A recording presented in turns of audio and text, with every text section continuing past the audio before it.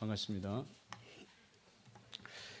어느덧 2024년도 이제 마지막 주일을 우리가 맞이하게 됐습니다. 참으로 하나님께서 첫 주부터 52주 이렇게 지켜주시고 예배를 드릴 수 있도록 건강도 주시고 또 뿐만 아니라 우리 삶 속에 하나님 인도하여 주시는 은혜 감사를 드립니다.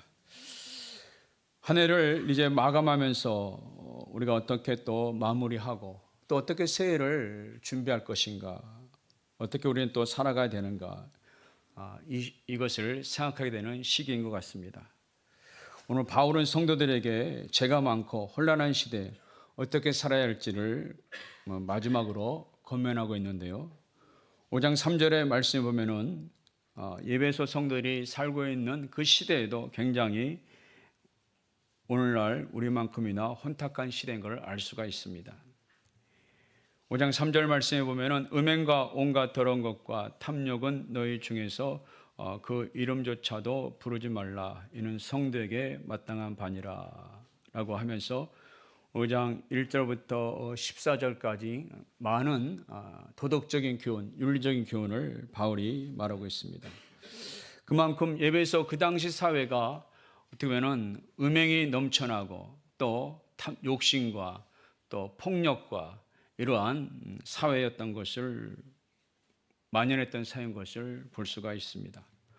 오늘날 우리 사회도 별 차이가 없는 것 같습니다. 정치적으로 보면은 지금 굉장히 혼란한 시대인데 이것이 바로 어떤 욕심이 넘쳐났기 때문이라고 생각됩니다. 국민을 생각하기보다는 당리당략 또 자기의 사심에 욕심을 채우기 때문에 혼란한 시대를 맞이하지 않았나 생각이 되어지고, 그처럼 많은 사람들이 또 일반 국민들도 양보보다는 배려보다는 오직 자기의 욕심을 채우게 급급한 모습인 것을 보게 되어집니다. 정력적이고 감각적이고 쾌락적인 일들이 사회에 넘쳐나고 있습니다. 마약이 도처에 퍼져 있습니다. 젊은이들은 가정을 이루기보다는 가정을 이루지 않지만 오히려 더욱더 음란한 세대가 된 걸 볼 수가 있습니다. 유튜브만 보더라도 사람들이 짧은 동영상이 유행인데요. 젊은이들에게 매우 감각적이고 1분 아니면 2분 내에 쾌락이 추구돼야 돼요. 뭔가 재미가 있어야지 벌써 10분, 20분 넘어가면 지루해합니다. 그래서 그것을 계속 보게 되면은 우리 청소년들이 쾌락 중독에 걸리게 돼요. 그래서 1분, 2분 안에 빨리 재미있어야 돼요. 그래서 인내심이 없어지고 참을성이 없어지는 걸 볼 수가 있습니다. 이런 사회에서 우리는 어떻게 살아야 되는가? 오늘 몇 가지로 생각해 보겠습니다.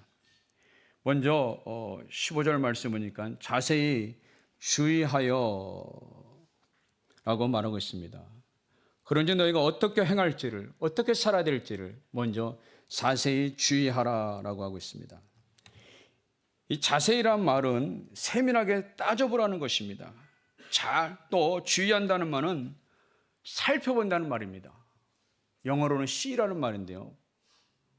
눈 감고 다니지 말고 눈 뜨고 다녀라. 우리가 가끔 어디에 부딪히면 부모님들 그런 말 하지 않습니까? 눈 감고 다니지 말고 눈 뜨고 다녀라. 여기 이 본래 뜻이 눈 뜨고 다니라는 말입니다. 잘 살피고 다녀라. 그래서 세밀하게 눈 뜨고 잘 살피고 다녀라. 뭐든지 주의해서 살펴보라는 것입니다. 영적으로 봐도 이 시대는 미혹의 시대입니다. 이단들이 너무나 많습니다. 이 성남시에 특별히 이단이 많은 것 같습니다. 신천지에 큰 본부가 있고요. 또 장길자교, 하나님의 교회, 안상홍 증인 교도 많이 퍼져 있습니다. 그리고 요즘에 신종 중국산 이단인 동방번개라는 곳도 있다고 합니다. 우리 사회에 영적으로도 굉장히 미혹하고 거짓 선자들이 많이 일어난 때입니다. 경제적으로도 여러분 은행 이자가 싸기 때문에 많은 사기성 투자 유혹도 많이 있습니다. 그렇기 때문에 우리가 쉽게 현혹되지 말고 앞뒤를 잘 살펴보고 우리가 행동해야 된다는 것입니다. 직장이나 공동체 교회도 자세히 살펴보고 우리가 일을 해야 되는 것입니다. 한쪽 사람 말만 들으면 실수할 때가 많이 있습니다. 이 자세히 살핀다는 것은 결국 옆에도 보고 위도 보고 아래도 보고 뒤에도 보고 이렇게 행동하라는 것입니다. 교회 일을 해도 자기 기관만 봐서는 안 돼요. 우리 교회에 여러 기관들이 있는데 다른 기관도 협조하고 다른 기관에 우리가 이 일을 하면은 방해가 되지 않는지 이렇게 배려하고 일을 해야 되는 것입니다. 여러분 시간적으로도 살펴야 됩니다. 오늘만 아니라 우리가 오늘만 사는 것이 아니기 때문에 내일도 보고 또 몇 달 후를 바라보고 몇 년을 바라보고 계획을 하고 자세히 살피고 살아가려는 것입니다. 성도 여러분, 직장이나 가정이나 교회에서 여러분 늘 자세하고 주의해서 살펴서 행함으로 좋은 성과가 있으시기를 바랍니다. 둘째로 이 혼탁한 시대에 어떻게 살아야 합니까? 15절 말씀에 계속해서 지혜 없는 자 같이 하지 말고 지혜 있는 자 같이 하라고 말씀하고 있습니다. 물론 자세히 주의하여 행동하는 것이 지혜 있는 삶입니다. 그러나 지혜를 좀 더 생각해 보면은 유대인들에게서 지혜는 곧 하나님을 의미하는 것입니다. 지혜 있는 자라는 것은 곧 여호와를 경외하는 삶을 말하는 것입니다. 여호와를 경외하는 것이 지혜의 근본이라 하지 않았습니까? 잠언 13장에도 지혜를 얻는 자와 명철을 얻는 자가 복이 있다. 이는 지혜를 얻는 것이 은을 얻는 것보다 낫고 그 이익이 정금보다 나음이니라. 잠언은 지혜에 대한 책이고 지혜를 굉장히 사모하라고 말하고 있습니다. 그러나 그 지혜는 어디서 나오는가? 바로 하나님을 경외하면서 지혜가 나온다는 것입니다. 인생의 중요한 기로에서 어떻게 살아야 될지, 어떻게 결정해야 될지 바로 하나님을 경외함으로 어떻게 가야 할지 판단이 생긴다는 것입니다. 아브라함은 하나님께 부름을 받고 가나안 땅에 도착했지만 어디로 갈지 갈 바를 알지 못했습니다. 그때 하나님께서 순간순간 아브라함의 길을 인도하신 걸 볼 수가 있습니다. 오늘도 하나님께서 이스라엘 백성을 광야에서 구름 기둥으로 인도해 주었듯이 우리가 어디로 가야 될지 어떻게 결정할지 모를 때 말씀의 구름 기둥으로 또 성령의 감동으로 우리를 인도할 줄로 믿습니다. 그렇기 때문에 이 혼탁한 시대에 오직 하나님을 의지하고 하나님의 인도를 받고 살아가는 성도님들이 되시기를 바랍니다. 셋째로 이 혼탁한 시대에 우리는 세월을 아끼는 삶을 살아야 된다고 말하고 있습니다. 16절을 보면 세월을 아끼라 때가 악하니라 했습니다. 이 시대는 정말 악한 시대인 것입니다. 영적으로도 참으로 이단이 극성이고 또 사상적으로도 동성애라든가 잘못된 성자유주의가 많은 사람들을 미혹하고 있습니다. 이럴 때 우리는 세월을 아끼는 삶을 살아야 되는데요. 이 세월을 아낀다는 것은 단순한 시간을 전락하는 것을 의미하지 않습니다. 이 아낀다는 말은 어떤 대가를 지불하고 속량하고 도로 사오다는 의미를 가지고 있습니다. 그러니까는 여러분이 귀중한 것을 주고 시간을 사와야 된다는 것입니다. 여러분이 오늘 이 예배에 참석한 것은 어떤 대가를 지불했기 때문입니다. 이 오늘 예배 시간에 여러분이 아마 운동할 수도 있을 것입니다. 또 친구를 만날 수도 있을 거예요. 또 집에서 TV 시청할 수도 있습니다. 그러나 이 모든 것을 여러분이 다 그것을 그 대가를 지불하고 오늘 예배 시간을 어떻게 보면 샀다고 볼 수가 있는 것입니다. 어리석은 자는 귀중한 자원이나 시간을 아무 가치 없는 일에 낭비하는 걸 볼 수가 있습니다.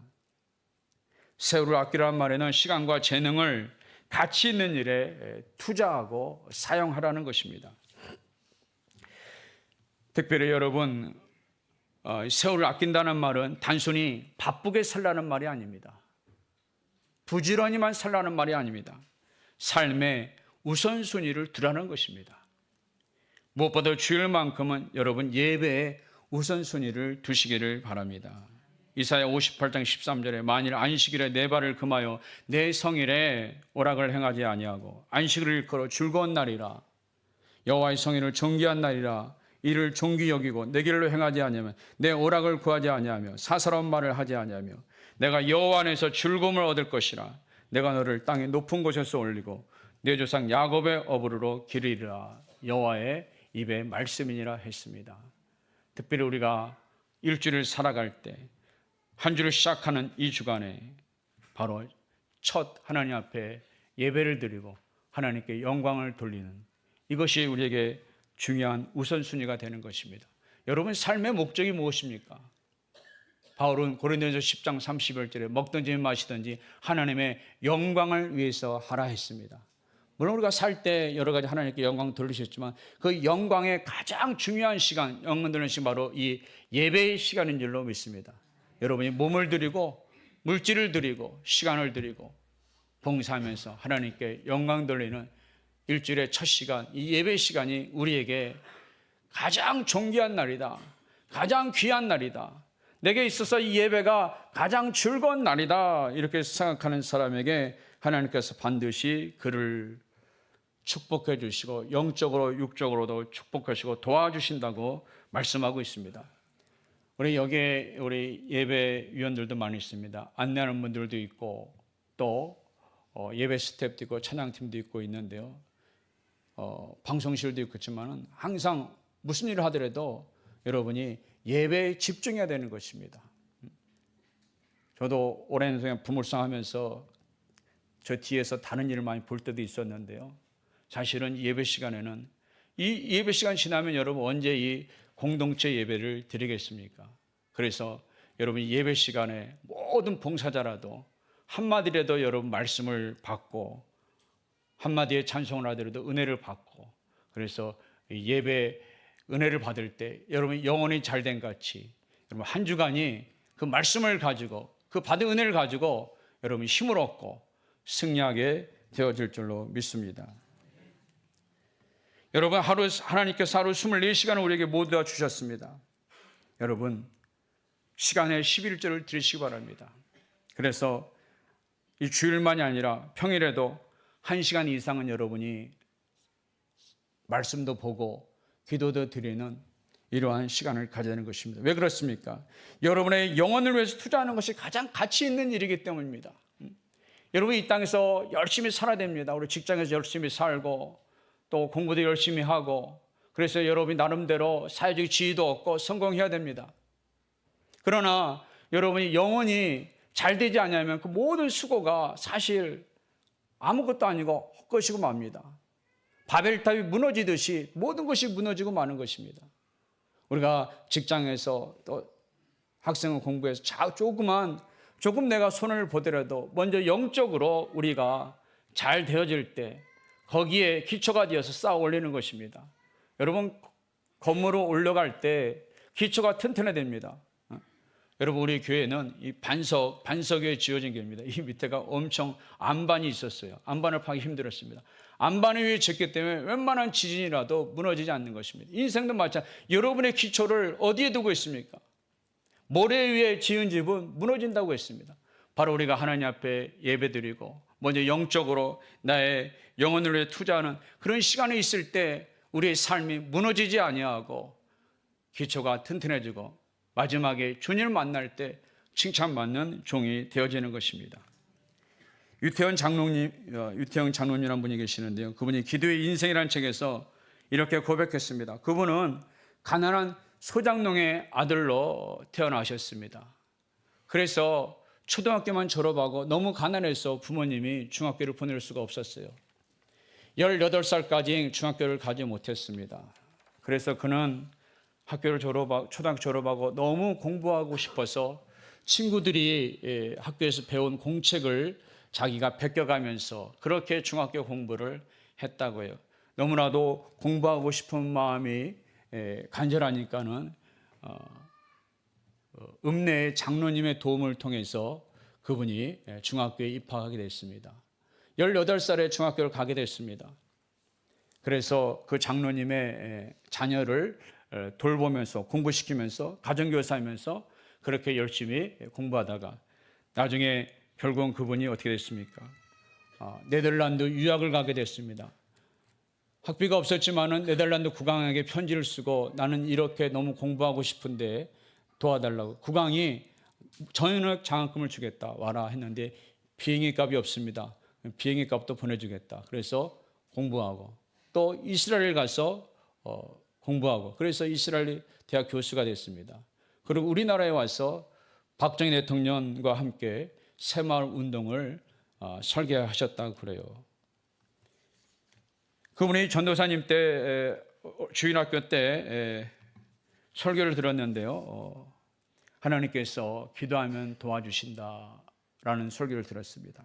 너무너무 가난했기 때문에 자기 아버지도 너무 가난하고 어머니도 가난하고 도와주셨습니다. 그래서 그가 초등학교 때부터 열심히 기도했습니다. 하나님, 내 인생의 앞길을 인도해 달라고. 중학교 5학년 때부터 새벽 기도를 나갔다고 그래요. 그분은 이렇게 고백하며 내 인생에서 기도를 뺀다면 쭉정이 인생이 껍데기 인생이라고 해도 과언이 아닐 것입니다. 기도는 내 인생의 핵심이자 내가 살아갈 수 있도록 하나님과 연결된 생명줄입니다. 내가 이토록 기도를 목숨처럼 여기게 된 것은 나의 공로가 아니라 오직 하나님의 은혜인 것입니다. 여러분, 기도는 아이의 탯줄과 같다는 것입니다. 산모의 아이가 엄마와 탯줄로 연결되어 있죠. 바로 우리가 보이지 않는 하나님과 연결되는 탯줄인데 바로 기도가 우리의 영적인 탯줄인 것입니다. 기도하지 않으면 우리 영혼이 죽게 되어집니다. 기도하게 되면 하나님으로부터 은혜를 받고 생명을 공급받아서 그 영혼이 살게 되어지는 것입니다. 넷째로 우리 이 혼탁한 시대에 우리는 어떻게 살아야 됩니까? 주의 뜻을 이해하라고 말하고 있습니다. 17절 말씀 보면은 이러므로 어리석은 자가 되지 말고 오직 주의 뜻이 무엇인가 이해하라 말하고 있습니다. 여러분, 우리는 주기도문을 고백할 때 긴장돼서 처음에 어떻게 하죠? 하늘에 계신 우리 아버지여, 이름이 거룩히 여김을 받으시오며 나라가 임하시오며 뜻이 하늘에서 이룬 것 같이 땅에서도 이루어지리다. 뜻이 하늘에서 이룬 것처럼 땅에서 이루어지리다. 기도는 내 뜻을 버리고 하나님의 뜻을 내 마음에 채우는 시간인 것입니다. 오늘 주의 뜻을 이해하라. 우리가 어떻게 하나님의 뜻을 이해하겠습니까? 기도하는 가운데 하나님의 뜻을 이해할 수가 있습니다. 또 말씀을 묵상해 가면서 하나님의 뜻을 이해할 수가 있습니다.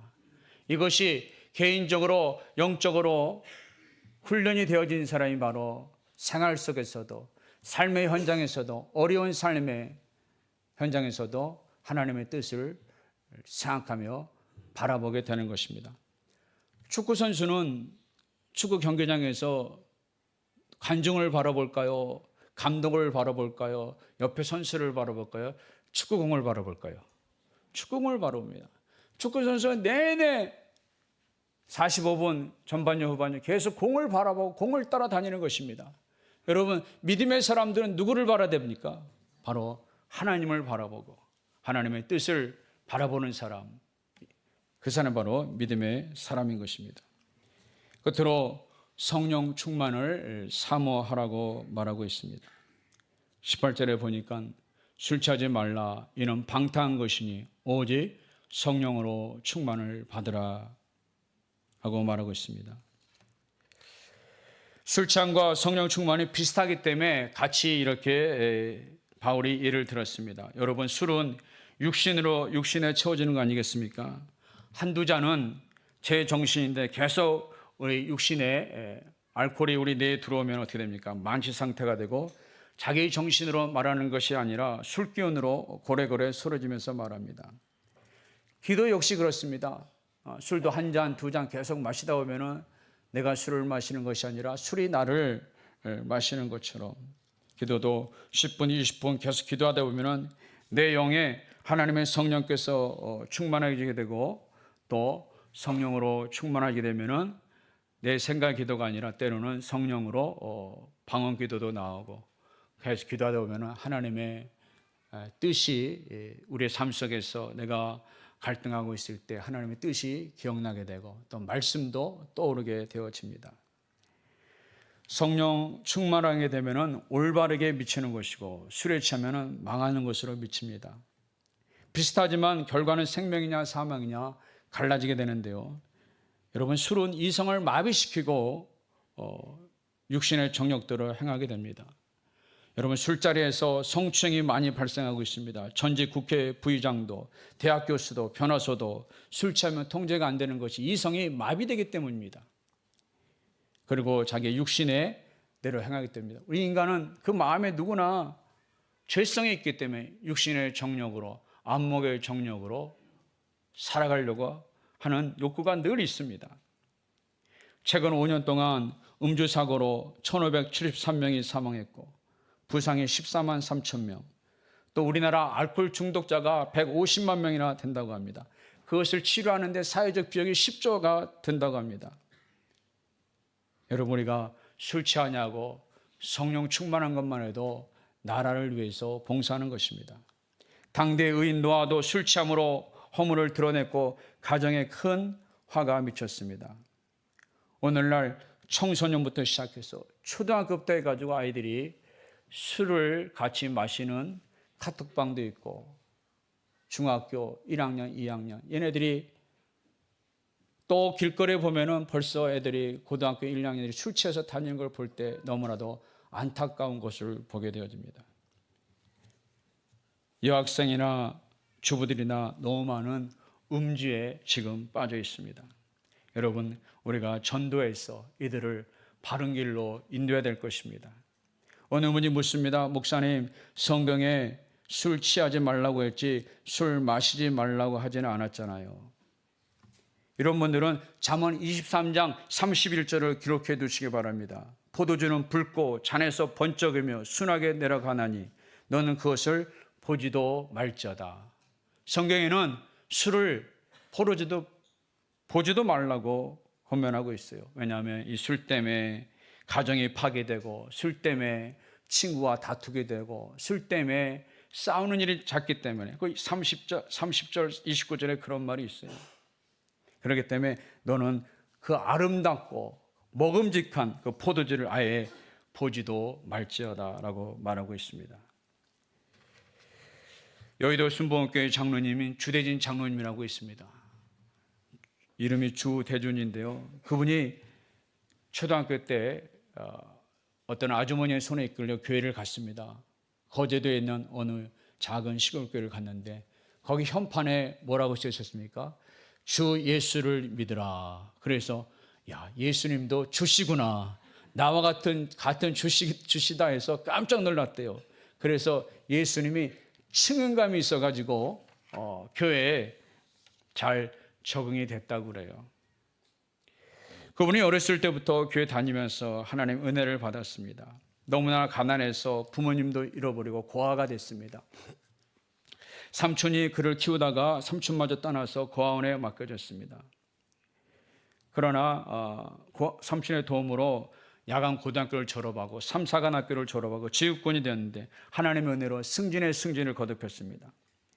그래서 해외 유학도 가고, 또 그 당시에 아주 초창기 시대인데 컴퓨터 시스템 관리학 석사도 돼서 전산 장교가 되었습니다. 그러면서 점점 마음에 교만이 생겼습니다. 자기 성공한 것이 의시되게 됐습니다. 가정과 공부와 교육밖에 모르던 그가 어느새 친구들과 어울리는 횟수가 많아졌습니다. 처음에는 한 잔, 두 잔 하다가 점차 2차, 3차 이어졌습니다. 양심의 가책의 소리가 들렸습니다. 그러나 한편으로는 30대 이만한 성공을 했으니까 동료들과 조금 호흡을 맞추는 것도 괜찮은 거야 하고 자기를 합리화했습니다. 이러다 보니 주일에 늦잠을 자게 되고 예배도 가끔씩 빠지게 됐습니다. 영적으로 메마른 삶을 살게 됐습니다. 그런데 어느 주일날 설교 말씀에 강하게 책망을 받았습니다. 너희는 너희가 하나님의 성전인 것과 하나님의 성령이 너희 안에 계시는 것을 알지 못하느냐. 내가 하나님의 성전이구나. 성령이 내 안에 계시구나. 여러분, 우리가 하나님의 성전이라는 거예요. 그래서 여러분, 우리가 회개하는 이유가 그겠습니다. 하나님, 내 안에 하나님이 나를 성전 삼아 주시고 내 안에 성령이 계시고 예수님이 계시는데 내가 더러우면 안 되겠습니다. 여러분, 더러운 방에 앉고 싶습니까? 그렇지 않잖아요. 다 정리하시잖아요. 어제도 우리 권사님 나오셔서 창고부터가 싹 어수선합니까? 예배 드리는 것도 편하지 않기 때문에 다 정리하셨는데 뭔가 정리되듯이 우리 마음도 정리를 해야 되는 것입니다. 성전이기 때문에. 그리고 참 우리가 나쁜 말이라든가 저주라든가 또는 모두 이런 것도 우리가 금해야 되는 것입니다. 그래서 이 말씀에 회개 기도가 눈물처럼 쏟아졌습니다. 그래서 이제 하나님 내가 다시 새롭게 살겠습니다 하고 교회 6개월간 성경 공부 코스를 등록했습니다. 다 아는 이야기지만 자존심이 상했지만은 그래도 열심히 6개월 동안 성경 공부를 했습니다. 그런데 마지막 코스가 뭐냐면 오설리 기도원에 가서 산기도를 하는 것이었습니다. 기도굴에 들어가서 기도를 했습니다. 처음에는 10분도 기도하지 못했습니다. 그러다가 이때까지 담배 피우고 또 이렇게 신앙생활 했지만 술 마신 거 점점점 회개 기도가 나왔습니다. 하나님께서 교통사고 중에서도 가족들을 다 살려주신 것이 필름처럼 지나갔습니다. 하나님께서 지금까지 돌봐주셔서 자기가 이 자리까지 온 것이 기억나게 하셨습니다. 그러면서 이제 술과 담배를 끊는 것이 문제가 아니라 오직 주님을 위해서 목숨까지 바치겠습니다라는 고백이 나오게 됐습니다. 그래서 그분은 그 후로 이제 나는 일터로 보내신 선교사라는 사명을 가지고 살게 됐습니다. 삶 속에서도 그리스도의 향기로 직장에서도 살고 덕을 세웠습니다.